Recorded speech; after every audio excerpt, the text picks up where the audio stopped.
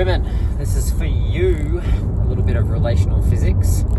This is a direct answer to a question I received on Instagram this week. It was to do with how can my partner and I improve our communication.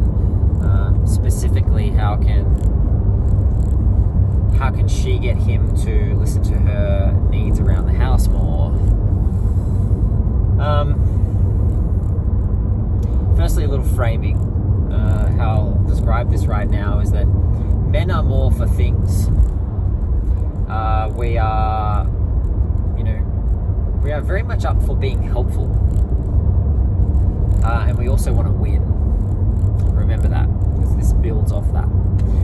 Women are more for people, connection, love,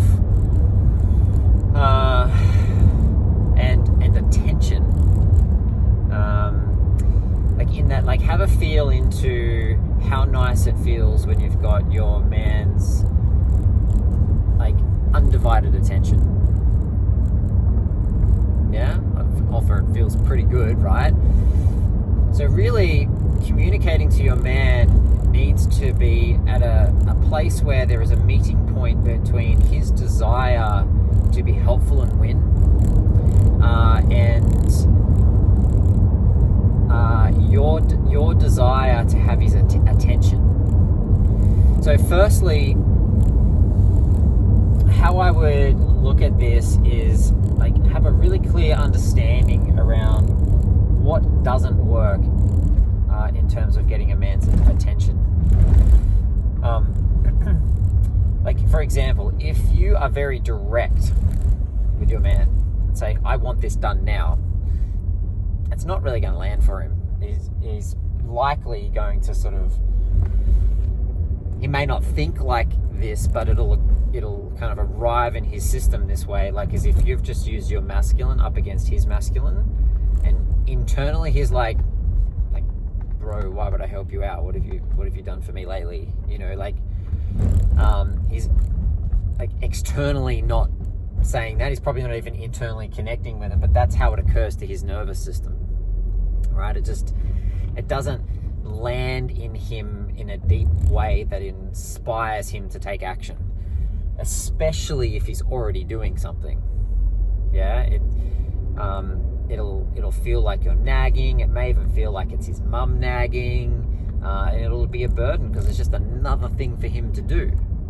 So the opposite of that is to soften your body, let go of the need to be right, and bring through your body with an open heart. And that's so important. Bring through your body with an open heart your damsel in distress, consciously, not to manipulate him, right? Not to sort of get him to do things that he wouldn't really want to do, but for the sake of the relationship, right? For the sake of love itself, for the turn on that can come through. And word it this way. There's two I've got for you. The first one: can you please help me with?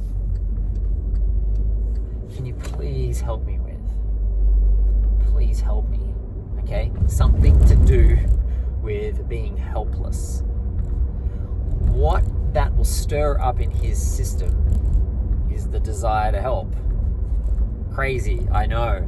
But we're a bit dense that way, and that's sometimes how we need to have it come through so that we feel actually inspired to get up and action and go. The second one is speak to the part of yourself that has a deep and genuine burning desire for his attention and help, and word it like this, literally. It is my deepest burning desire for you to help me with, right? I desire your attention and teaching and leadership in this moment over here. Can you please help me? Yeah? So I know I've just sort of merged the first and the second one there, but I think I've made my point in that you're speaking to the part of him that wants to be helpful. And when you bring it through your body with that softness and that openness, that will radiate through your words, or radiate out of your body a type of nourishment for him. And that nourishment is a really key piece, particularly if he's already carrying some other burdens. It'll be sort of relieving to those other burdens, and you'll feel like you'll be sort of resourced to turn his attention to you. Yeah. So yeah, get to work. Let me know how it goes. If you run into any kinks in your own nervous system around that, or kinks in his nervous system around that, let me know what you artfully were able to play with to get it back on track. And yeah, check back in with more questions soon. Take care.